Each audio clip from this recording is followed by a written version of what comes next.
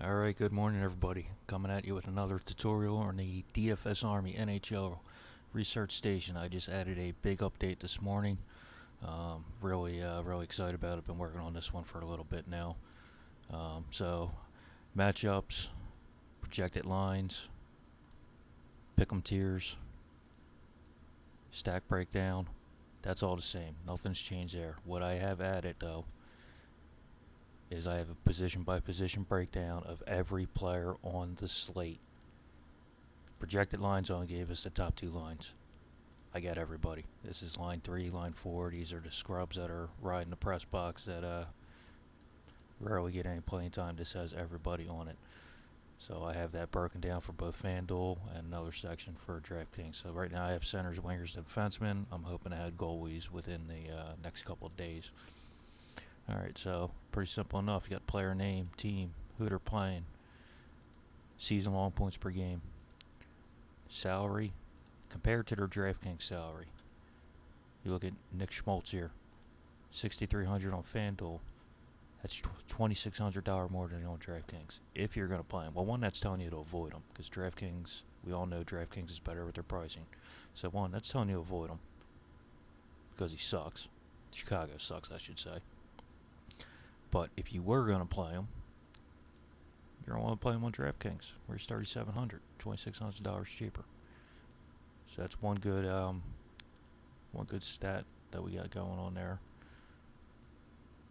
So we got the season long numbers. So what I highlighted is fantasy points per game. This is Mike Fisher. Got a goal in his first game back. Played one game, got a goal. So obviously he's going to be up there. But these are based on goals. So this first column is purely goals. I have their individual Corsi for 60. You'll see guys that are blank. The guys that are blank are because they don't have enough playing time to generate a number. Shots on goal, block shots, season long. Broke it down into shots on goal, block shot. That's the stat that we love, the combined number per game. So we got Nate McKinnon here, averaging 6.3 blocks per game. If you calculate that together with the blocks SOGBS per game plus goals and assists, that's giving you, I came up with an expected fantasy points per game, which is pretty close. You're going to see it's almost right on their total points per game. What I did not put in here, this is purely shots, blocks, goals, and assists. It does not calculate power play goals, shorthanded goals. They're the highly variable stuff. I didn't want them skewing our numbers here, so this is more of a consistent baseline of just pure goals, assists, and shots and blocks. So then you go over to the blue columns here. These are our last 21 day stats that we've been using to monitor hot streaks. So same thing, highlighted the guys that are scoring, average points that they're getting, fantasy points that they're getting for those goals per game. Here's their assists. I have another column here with the assists. I didn't highlight the assists. You really don't. I mean, my opinion is you want to be chasing the goals and blocks and shots. You're definitely going to be getting assists though, so keep an eye on this column because you're going to have guys that are getting assists and not scoring, or vice versa. And then you got guys like we got Stamkos, McKinnon. They're doing everything. Last 21 days, total shots on goal. Who's shooting the puck? Nate McKinnon is. Tyler Seguin is. Barkov is. Last 21, this is the same as the before column. So this is your total shots on goals, blocks, with your goals and assists tallied into fantasy points per game. So over the last 21 days, McKinnon's averaging 10.2 a game. Again, does not include power play, shorthanded goals. On the DK side, shorthanded goals and hat trick bonus. So I wanted to keep it as kind of consistent. Putting in those bonus stats, I think would skew the numbers a bit. So then what I also did here, I created a floor value. So we took our shots on goal, block shot total number here, and then I divided that by their salary. So looking here, we got Alexander Barkov with his 36 shots and 9 blocks. Oh, no, excuse me. Oh, yeah, that's Mike Fisher screwing it up again. All right, let's look at McKinnon. McKinnon's got some green up here. So McKinnon, he's giving you a floor of 4 points per $1,000.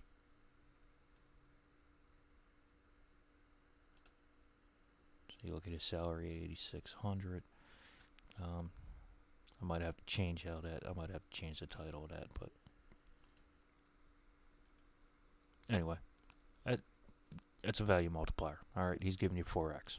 Nate McKinnon's giving you 4x on his shots and blocks alone. That's not including the goals and assists he's pointing up. This is purely blocks and shots. All right.